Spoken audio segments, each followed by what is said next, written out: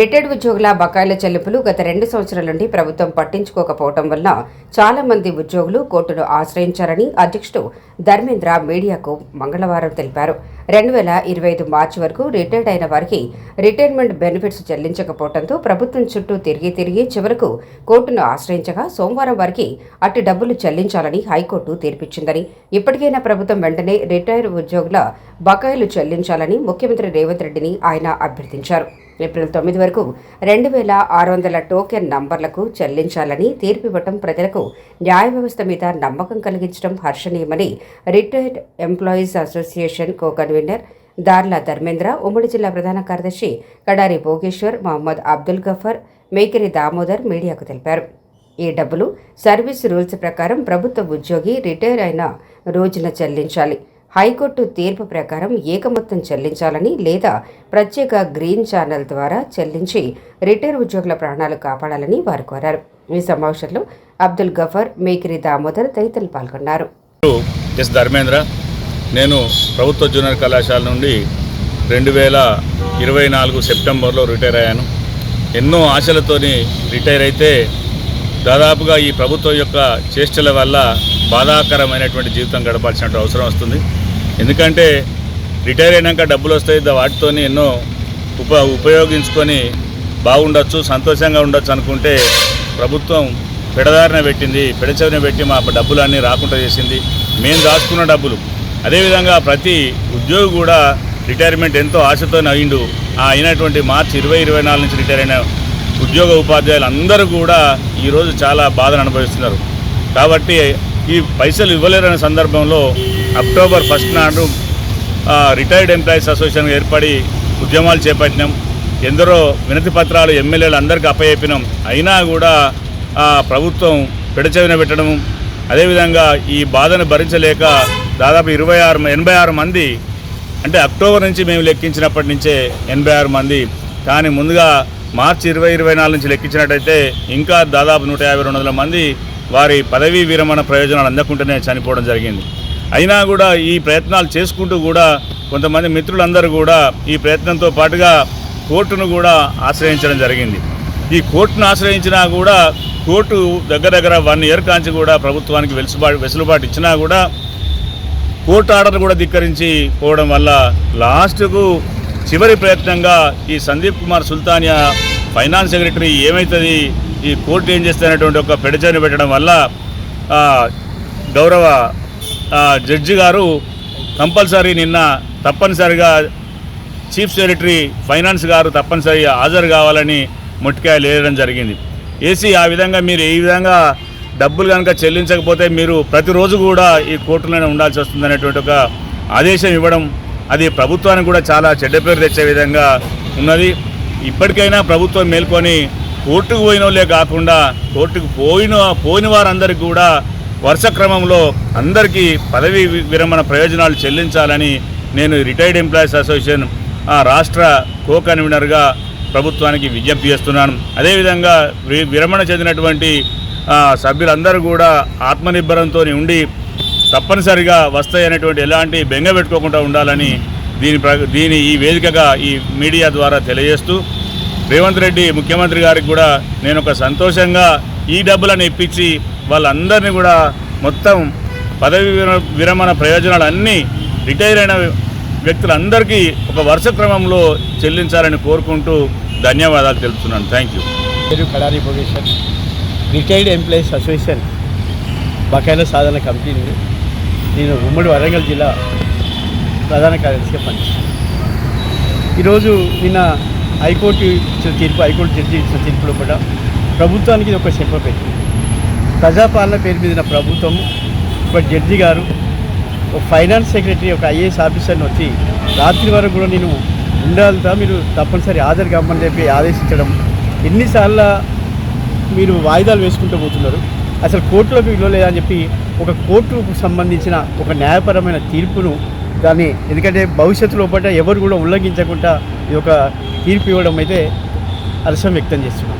ఈ పద్ధతిలో ఇప్పటికైనా ప్రభుత్వం ఇవాళ వీళ్ళని చూసి ఇలా 660 మందికి ఇలా కంటెంప్ట్ పోయిన వాళ్లకు తీర్పు ఏప్రిల్ 9 వరకు చెల్లించాలని తీర్పు ఇవ్వడం జరిగింది. ఒక 660 మందే కాదు, చాలామంది ఇంకా కోర్టు లోపల ఉన్నారు, కానీ కంటెంప్టింగ్గా పోలేదు. వీళ్ళందరూ కేవలం కోర్టుకు పోతేనే డబ్బులు ఇస్తామంటే మిగతా వాళ్ళంతా పరిస్థితి ఏంటి? అది సరైనది కాదు. ఇప్పటికైనా ప్రభుత్వం మేల్కొని, ఇప్పటికే ప్రభుత్వం రిటైర్డ్ ఎంప్లాయీస్కి సంబంధించిన విషయం లోపల ఆ డబ్బులు చెల్లించే విషయం లోపల మా డబ్బులను వాడుకొని ప్రభుత్వం వాడుకొని చెల్లించే విషయం లోపల అనేకమైన కార్యక్రమాలు చేపడుతున్న, సంక్షేమ కార్యక్రమాలు చేపడుతున్నది ప్రభుత్వం. అనేకమైన లక్షల కోట్ల అప్పులు తీసుకొచ్చిన క్రమం లోపల మాకు వచ్చేది 7-8 వేల కోట్ల రూపాయలకు ఇంత ఇబ్బంది పడి చేయాల్సిన అవసరం లేదు కదా. ఎందుకంటే మేము దాచుకున్న డబ్బులే మాకు ఉచితంగా ఇవ్వమంటలేము, లేదా అదనపు ప్రయోజనాలుగా ఆశించి మేము చేరుతలేము. కాబట్టి ప్రభుత్వం ఇప్పటికైనా ఈ తీర్పును పరిశీలించి ఇంకో భవిష్యత్తు లోపల ఎటువంటి కాకుండా ప్రభుత్వం ప్రజల లోపల చులకన భావం ప్రజలను కాకుండా ప్రభుత్వానికి విజ్ఞప్తి చేస్తున్నాం. ఇప్పటికైనా వెంటనే మీరు ముందడుగు వేసి అనేక కార్యక్రమాల లోపల ఒక కార్యక్రమం తీసుకొని ఎన్నో రకాల సంక్షేమ పథకాలకు మీరు అప్పులు తీసుకొస్తూ కార్యక్రమం చేపడుతున్నారు. దీనికి మా డబ్బులు మాకు ఇవ్వడానికి ఇది ఒక కార్యక్రమమే కదా మీ చేతిలో, అది చెల్లించండి. లేదంటే భవిష్యత్తులో ఒక కోర్టు తీర్పే కాదు, ఇలా ప్రజా తీర్పు కూడా ఇదే పద్ధతిలో కూడా కొనసాగుతుంది. రేపు భవిష్యత్తులో కూడా మీరు అనేక ఉద్యమాలు చేయడానికైతే ముందుకు రాలుతాం. ఇవాళ మా సంఘంతో పాటుగా మేము ఆ సంఘం ఏర్పడిన కానీ దాదాపు 82,000 మంది ఇలా ప్రాణాలు తీసుకోవడం జరిగింది. ఎంతమంది ఉసులు తీసుకుంటే డబ్బులు ఇస్తామని చెప్పి ఇలా రేవంత్ రెడ్డి గారిని ప్రశ్నిస్తున్నా. కాబట్టి ఇలా ప్రభుత్వ పాలన సక్సెస్ కావాలంటే ప్రజాపాలనకు సంబంధించిన అనేక కార్యక్రమాలు ప్రజల్లోకి తీసుకుపోయి ప్రభుత్వ పేరు నిలవాలంటే అతి ముఖ్యమైన కారణం ఉద్యోగులే.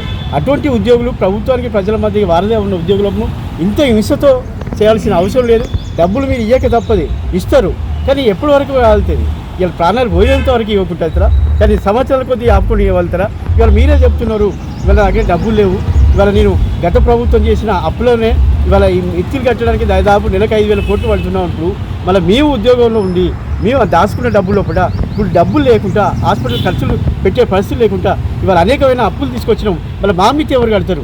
ఇవాళ దేశాన్ని కోర్టు వారికి కూడా విజ్ఞప్తి చేస్తున్నది ఏంటంటే ఖచ్చితంగా ఇంట్రెస్ట్ గతంలో ఇచ్చిన హైకోర్టు ఇచ్చిన తీర్పు ఉన్నది, ఆగిన డబ్బులకు 10% ఇంట్రెస్ట్ కట్టియాలని చెప్పి డబ్బులు ఇంట్రెస్ట్తో సహా చెల్లించవలసిందిగా విజ్ఞప్తి చేస్తున్నాం.